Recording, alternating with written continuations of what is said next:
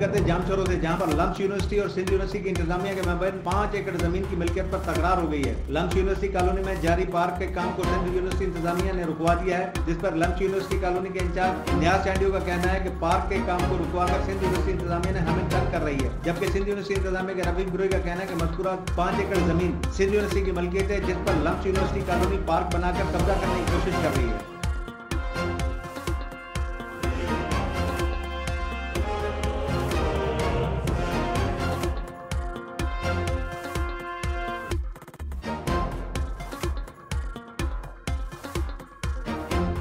मजीद खबरों और अपडेट्स के लिए देखते रहिए हमारा YouTube चैनल HRJDO न्यूज़।